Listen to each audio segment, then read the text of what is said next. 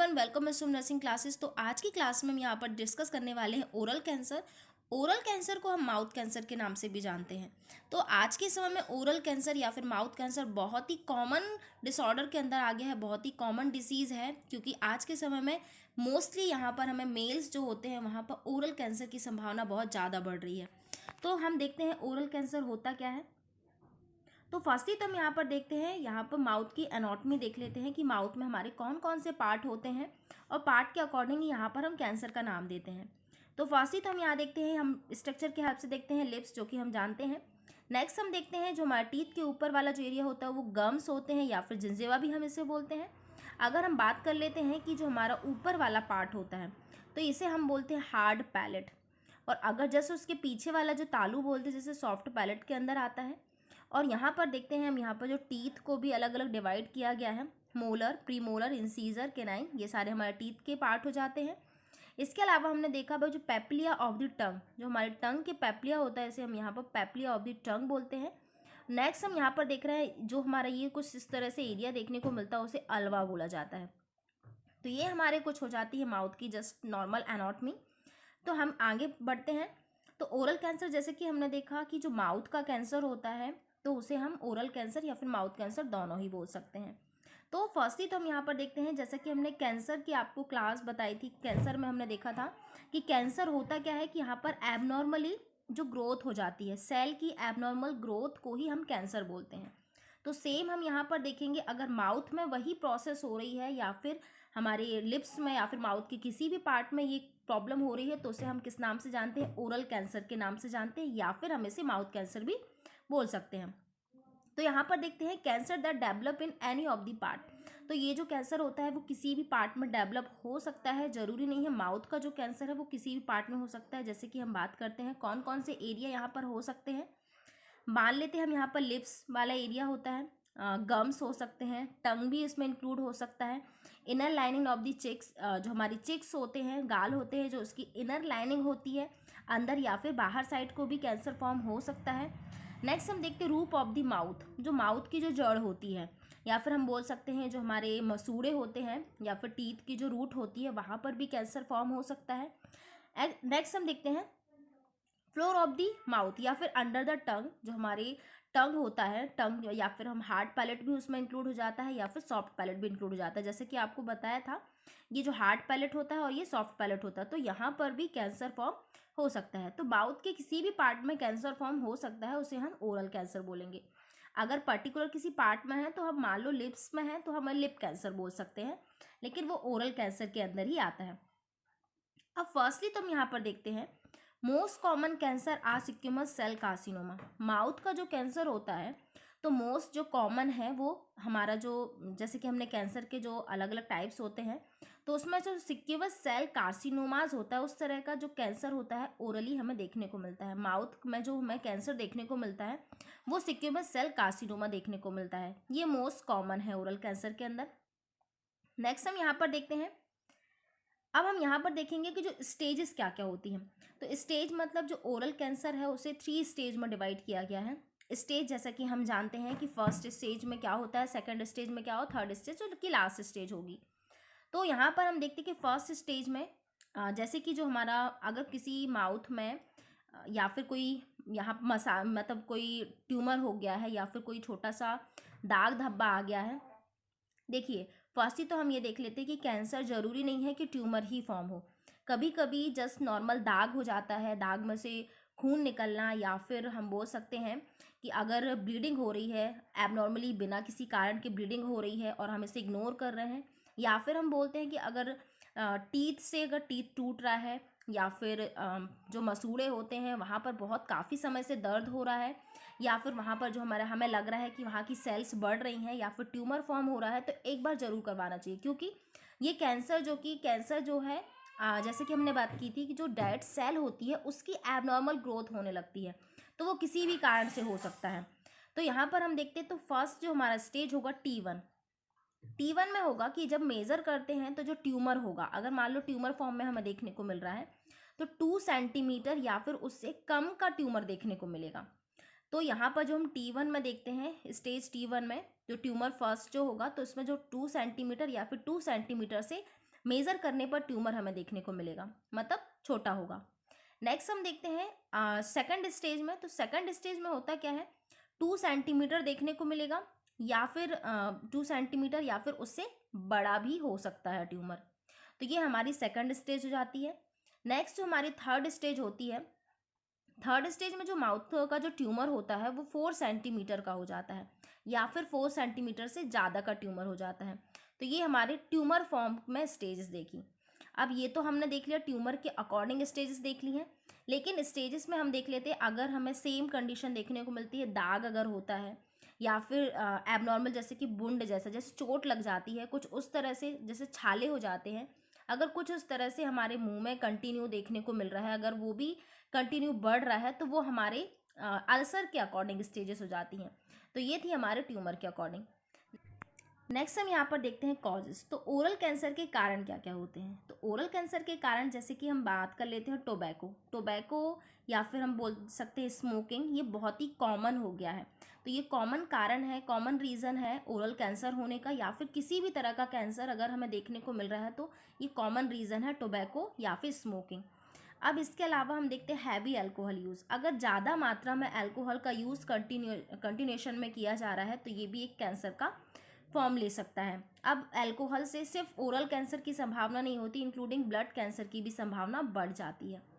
इसके अलावा excessive sun exposure, अगर सन के कांटेक्ट में ज़्यादा हैं या फिर कोई बाहर जैसे कि मान लेते हैं लेबर जो होते हैं, लेबर कंटिन्यू सन के कांटेक्ट में ज़्यादा रहते हैं, सन उनको एक्सपोजर ज़्यादा हो सकता है, तो सन एक्सपोजर से भी जो रेडिएशन होती हैं उससे भी कैंसर फॉर्म हो सकता है।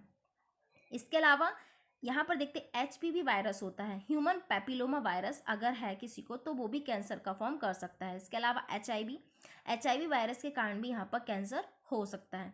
इसके अलावा देखते हैं अगर आपका इम्यून सिस्टम जो है वीक है, इम्यूनिटी अगर आपकी वीक है, तो इम्यूनिटी वीक होने के कारण कैंसर ही नहीं आपको अदर भी समस्याएं वहाँ पर अकर हो सकती हैं।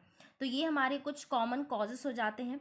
इसके अलावा हम यहाँ बात कर लेते हैं अगर आप किसी फैक्ट्री में, कोई केमिकल रिलेटेड फैक्ट्री में अगर वर्क कर रहे हैं, तो अगर कोई कांटेक्ट होता है आपके माउथ से या फिर आपके स्किन से भी अगर कांटेक्ट हो जाता है तो उस केमिकल्स के कारण भी कैंसर फॉर्म हो सकता है। तो ये हमारे जस्ट नॉर्मल कॉमन कॉजेस थे। नेक्स्ट हम यहाँ पर देखेंगे सिम्टम्स क्या क्या होते हैं। सिम्टम्स मतलब लक्षण क्या क्या देखने को मिलते हैं अगर ओरल कैंसर हुआ है तो। अब जैसे कि हम बात कर लेते हैं लिप्स में या फिर माउथ में कंटिन्यू सोर होगा, मतलब सोर जैसे कि छाले हो जाएंगे और जो कि हील नहीं होंगे, जो कि भरेंगे नहीं। जैसे कि चोट अगर हमें नॉर्मल लगती है तो वो ठीक भी हो जाती है, नॉर्मल भर भी जाती है, लेकिन अगर कैंसर वाला पेशेंट है तो उसके जो लिप्स में अगर सोर हुए हैं या फिर कोई वहाँ पर छाला हुआ है तो वो भरेगा नहीं, हील नहीं होगा। इसके अलावा हम देखते हैं वाइट और reddish patches inside the mouth.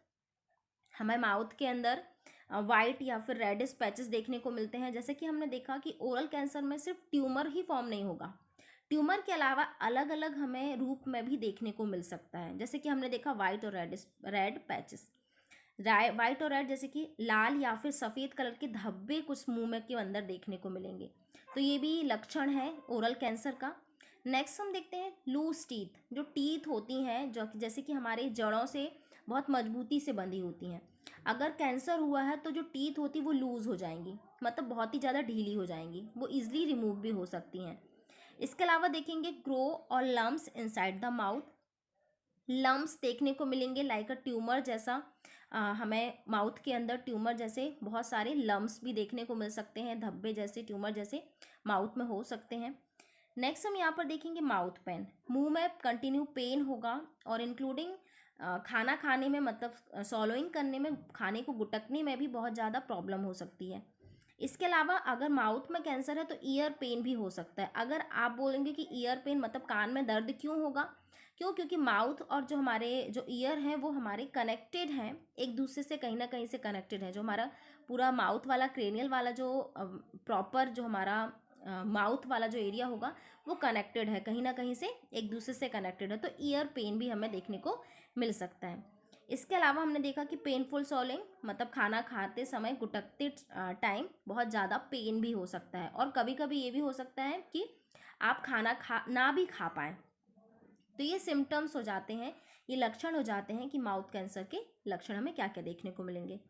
Next हम यहाँ पर देखते हैं और कुछ लक्षण और हम देखते हैं, जैसे कि आपका ना जो वेट है बहुत ज़्यादा लॉस भी होने लग सकता है, या फिर आपका जो माउथ है वहाँ से ब्लीडिंग भी हो सकती है, मतलब खून भी निकल सकता है।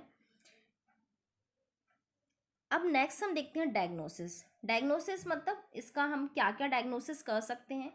तो फर्स्ट ही तो हम फिजिकल एग्जामिनेशन करेंगे। फिजिकल एग्जामिनेशन या फिर डेंटिस्ट जो भी होता है वो दांत का जो भी डायग्नोसिस होता है वो करता है। पहले तो टेस्ट करता है कि क्योंकि टेस्ट से ही पता चलता है कि कैंसर, ये जो ट्यूमर है वो कैंसर है या नहीं है। तो डायग्नोसिस करेंगे, बायोप्सी से कंफर्मेशन करते हैं कि बायोप्सी करने के बाद ही पता चलता है कि ये जो सेल है वो कैंसरस वाली है या फिर नॉन कैंसरस है। क्योंकि हमने देखा था जो कैंसर होता है वो दो तरह से होता है, एक होता है बिनाइन और एक होता है मैलिग्नेंट। मतलब एक कैंसर ऐसा होता है जो कि हमारे पूरे बॉडी में फैलता है, और एक होगा कि जो पर्टिकुलर जो एरिया है सिर्फ वहाँ पर ट्यूमर होगा, तो वो उसे नॉन कैंसरस बोलते हैं, वो कैंसर के अंदर नहीं आता है। तो बायोप्सी करने से ही पता चलेगा कि यहाँ ये जो ओरल कैंसर है या फिर जो माउथ में जो धब्बे हैं या फिर जो चकते हैं या फिर जो ट्यूमर है वो कैंसरस है या नहीं है। नेक्स्ट हम देखते हैं कि यहाँ पर इनडायरेक्ट लैरिंगोस्कोपी या फिर फेरिंगोस्कोपी करेंगे। लैरिंगोस्कोपी फेरिंगोस्कोपी क्यों करेंगे? अगर लैरिंग्स या फिर फेरिंग्स साइट में वहाँ पर कहीं ट्यूमर देखने को मिल रहा है या फिर कैंसर की संभावना लग रही है तो हम लैरिंगोस्कोपी या फिर फेरिंगोस्कोपी करके वहाँ पर उसको असेसमेंट करेंगे या फिर वहाँ पर मेज़र करेंगे कि वहाँ पर ट्यूमर है या नहीं है। लेकिन याद रखिएगा कि बायोप्सी से ही कंफर्मेशन होगा कि आप जो बायोप्सी करने के बाद ही पता चलेगा कि ये ट्यूमर कैंसरस है या नॉन कैंसरस है। तो नेक्स्ट हम देखते हैं ट्रीटमेंट। तो ट्रीटमेंट पे हम बात कर लेते हैं। तो यहाँ पर रेडिएशन थेरेपी, कीमोथेरेपी और लास्ट ऑप्शन रहेगा हमारे पास सर्जिकल। सर्जिकल में क्या करते हैं? सर्जिकल रिमूवल, यहाँ पर जो ट्यूमर होगा या फिर जो भी चकते होंगे सर्जरी के हेल्प से इंसीजन करके उसे रिमूव कर दिया जाता है। और रेडिएशन थेरेपी में जैसा कि हमने सारी क्लासेस में डिस्कशन किया, रेडिएशन थेरेपी क्या होता है कि जो रेडिएशन जो रेज होती हैं उसका हाई डोज देकर जो डेंजरस जो सेल होती हैं, जो कैंसरस सेल होती हैं उसे किल कर दिया जाता है। तो रेडिएशन थेरेपी तो ओनली जो कैंसर सेल होती है उसे किल किया जाता है। और नेक्स्ट हमने देखा कीमोथेरेपी। तो कीमोथेरेपी में क्या होता है? कीमोथेरेपी में भी जो हमारी कैंसरस सेल होती हैं उसे किल किया जाता है, वो भी किसके हेल्प से? एंटीबायोटिक्स के हेल्प से कीमोथेरेपी से जो कैंसरस सेल होती है उसे किल किया जाता है। इसके अलावा हम देख लेते हैं यहाँ पर टारगेटेड थेरेपी। टारगेटेड थेरेपी क्या होता है? टारगेटेड थेरेपी में भी जो हमारी पर्टिकुलर जो कैंसर सेल होती हैं, लेकिन टारगेटेड थेरेपी में डिफरेंस है। टारगेट थेरेपी का मतलब क्या है? जैसे कि इसका नाम है टारगेट करना, कैंसर सेल को टारगेट करना, जो प्रोटीन्स कैंसर सेल को बढ़ाने में हेल्पफुल है, क्योंकि प्रोटीन्स का काम क्या होता है? ग्रोथ के लिए हेल्पफुल होता है। तो उन प्रोटीन को पर्टिकुलर लॉक करके पर्टिकुलर वहाँ पर उस प्रोटीन को किल किया जाता है। उस प्रोटीन को किल करने के साथ साथ वो सेल भी किल हो जाती हैं और जो सेल का जो मल्टीप्लिकेशन हो रहा था वो नहीं हो पाएगा। तो ये हो जाता है हमारा टारगेट थेरेपी। नेक्स्ट हम देखते हैं इम्यूनोथेरेपी। तो देखिए जैसे जैसे नाम है इनके वैसे ही इनके काम है। अब इम्यूनोथेरेपी से हम क्या समझते हैं? इम्यून। तो इम्यूनोथेरेपी मतलब जो हमारी इम्यूनिटी होती है, तो इम्यूनिटी को बूस्ट करने के लिए क्या देते हैं? इम्यूनोथेरेपी। इम्यूनोथेरेपी हम क्यों दे रहे हैं? क्योंकि जो हमारे कैंसर से लड़ने की क्षमता हमारे बॉडी को मिलती रहे। क्योंकि अगर हमारे इम्यून सिस्टम ही वीक हो जाएगा तो कैंसर के साथ साथ अदर बीमारियां भी यहाँ पर हावी हो सकती हैं। तो ये हमारा नेक्स्ट हो जाता है इम्यूनोथेरेपी। तो जैसा कि हमने देखा ये हमारी कुछ थेरेपीज हो जाती हैं। अब सर्जरी में देख लेते हैं। यहाँ पर देखिए 4 सर्जरी आपको बताई गई हैं। जैसे कि primary tumour surgery. Primary tumour surgery में क्या करते हैं?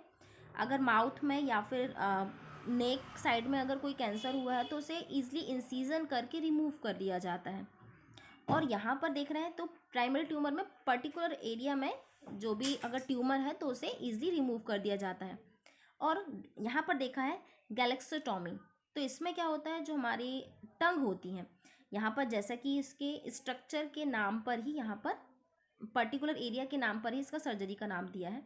तो यहाँ पर लिखा है हमने गैलेक्सोटॉमी। तो यहाँ पर टंग में अगर ट्यूमर हुआ है, अगर टंग की सर्जरी कर रहे हैं तो हमने उसे बोला है ग्लॉसोटॉमी। नेक्स्ट हम देखते हैं मैंडिबुलोटॉमी।